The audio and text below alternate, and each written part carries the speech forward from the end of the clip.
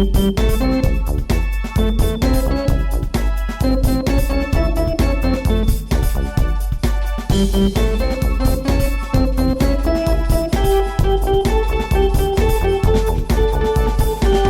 would seem as though. Oh my god, we finally have music. Because we're professionals now. We are motherfucking professionals. Right. Thanks, Q. My friend Q made us some music. Mm-hmm. I love them.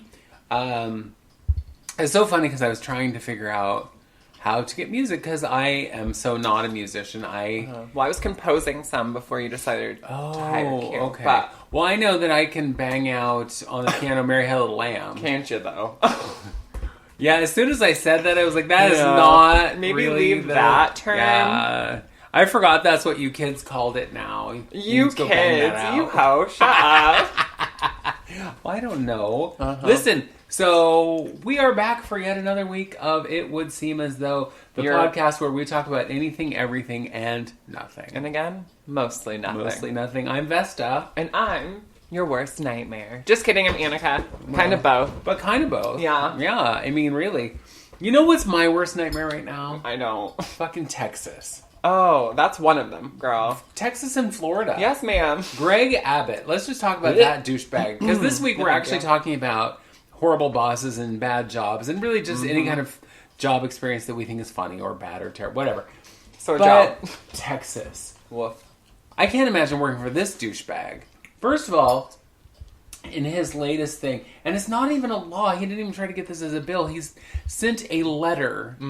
So it's like his little edict that if families try to get any kind of medical intervention of any sort for their trans children, they can be accused of abuse, have their children taken away. They could even be jailed.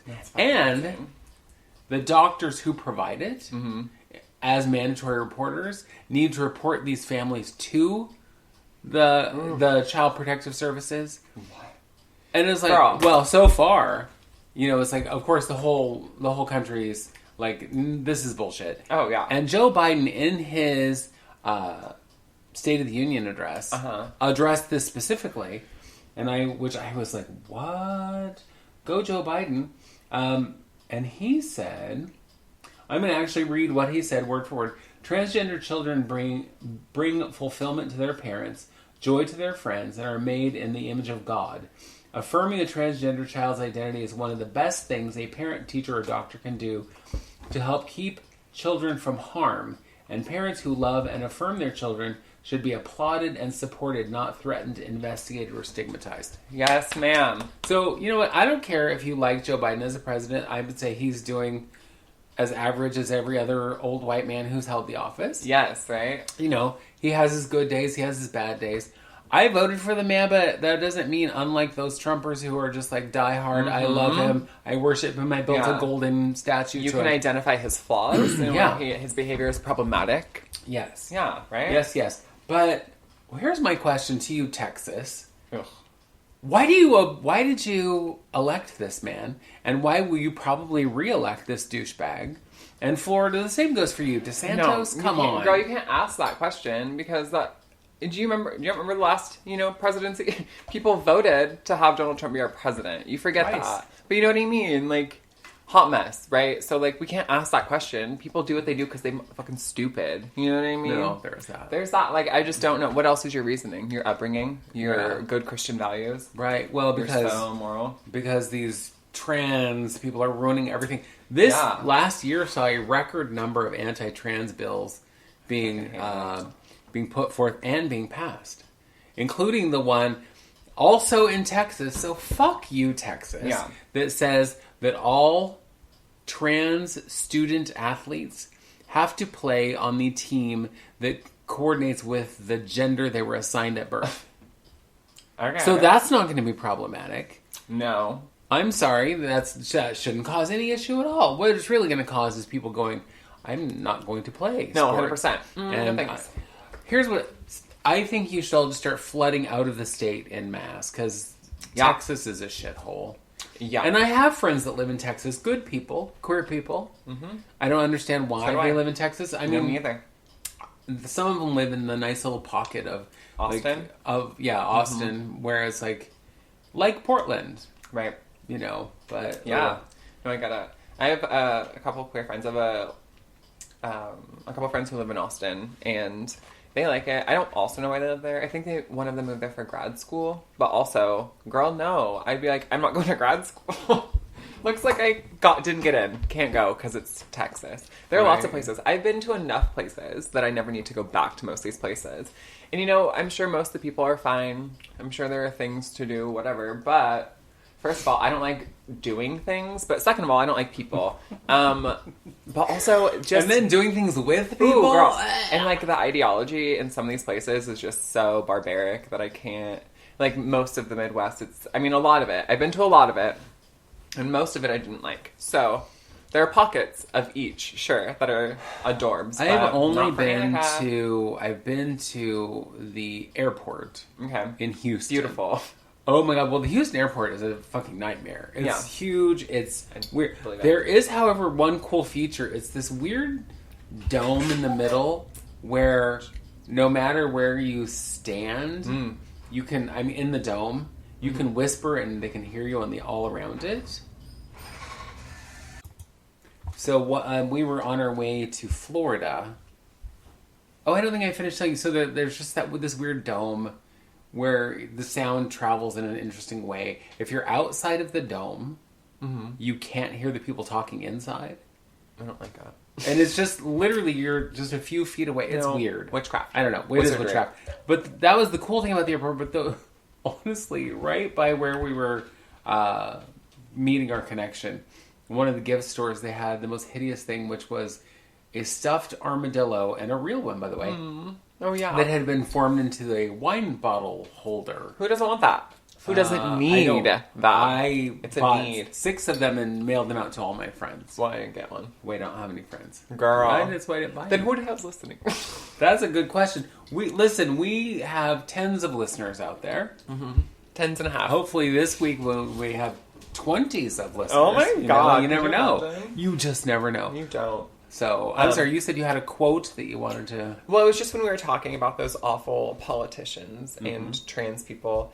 And then you said that Joe Biden had this quote where he said, like, trans people were made in, like, the image of God or whatever. You know what I mean? Like, God made them himself, whatever. I don't, I'm not a huge, I'm not a big Christian. I'm a tiny one. No, I'm an itty-bitty Christian. Just kidding, I'm not one at all. But there is this quote that I always thought was, like, very sweet.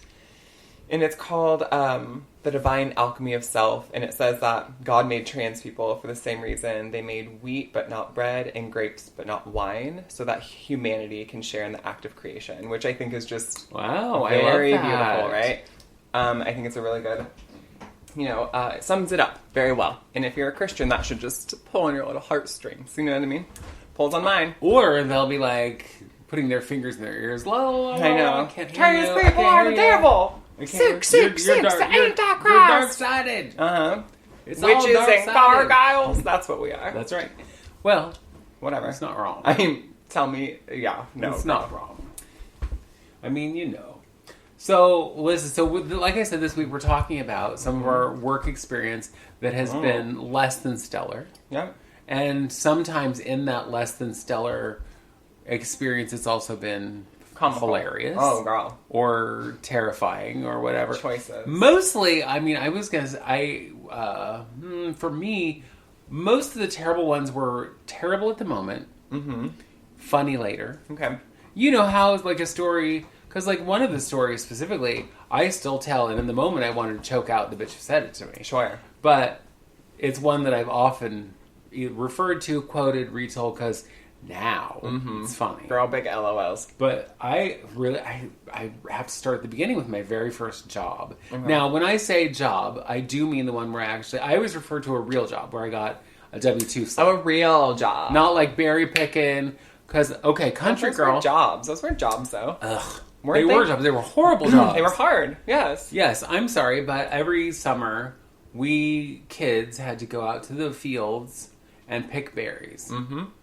And that lasted, by the way, until parents were like, this is not right for our children. And then migrant workers started doing it. Yeah. And then the migrant workers were like, we'll take your money. Bitch, Thanks. Easy. Thanks. We'll do this work. But we would have to get up in the summertime before the sun even came up. Girl, you crying. I do that now. I know, but you at least get paid. You got berries, bitch. I had to get my fat ass up, and it was freaking cold because the sun hadn't even come up yet. Catch the berry bus. Now, I know city kids are all, what the hell's a berry bus? But we had to catch that bus. They would take us out to the fields, and they would be like, oh, by the time we got to the fields, it was daylight. But it's 6 a.m. Yeah.